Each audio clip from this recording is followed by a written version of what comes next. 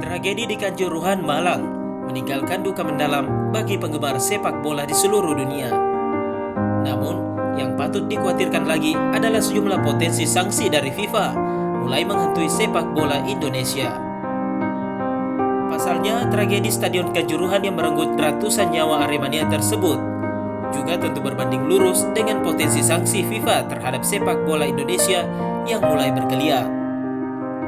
Jika sanksi FIFA dijatuhkan, tentu akan sangat merugikan insan sepak bola Indonesia, mulai dari pemain, klub, timnas Indonesia, PSSI, hingga supporter sepak bola Indonesia. Terbaru Presiden FIFA Gianni Infantino telah mengeluarkan pernyataan resmi terkait tragedi di Kanjuruhan.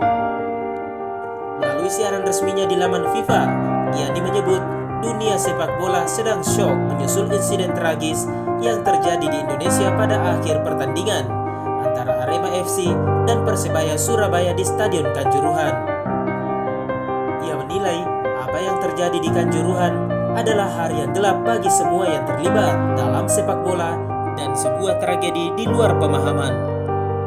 Gianni dan FIFA juga turut menyampaikan bela sungkawa terdalam kepada keluarga dan teman-teman para korban yang kehilangan nyawa setelah insiden tragis ini. Bersama FIFA dan komunitas sepak bola global, Gianni mengatakan pada saat yang sulit ini, semua pikiran dan doa bersama para korban, terluka bersama rakyat Republik Indonesia, Konfederasi Sepak Bola Asia, Persatuan Sepak Bola Indonesia, dan Liga Sepak Bola Indonesia.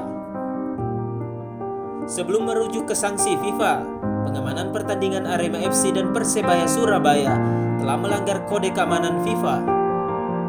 Tembakan gas air mata yang ditembakkan polisi saat berusaha membubarkan Aremania yang merangsek ke lapangan usai tim kesayangan mereka kalah di kandang dengan skor 2-3 dari Persebaya Surabaya merupakan pelanggaran pasal 19B kode keamanan FIFA.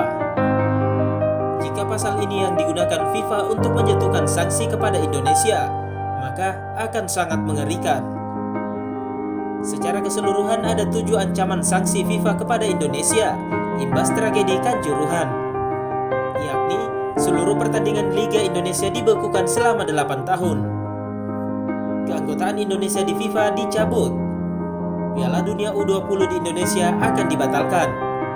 Timnas Indonesia dilarang main di Piala Asia 2023 dan Piala Asia U20. Timnas Indonesia dikurangi poin di ranking FIFA. Kompetisi Liga Indonesia tanpa penonton. Klub Indonesia dilarang bermain di Piala AFC dan Liga Champions Asia.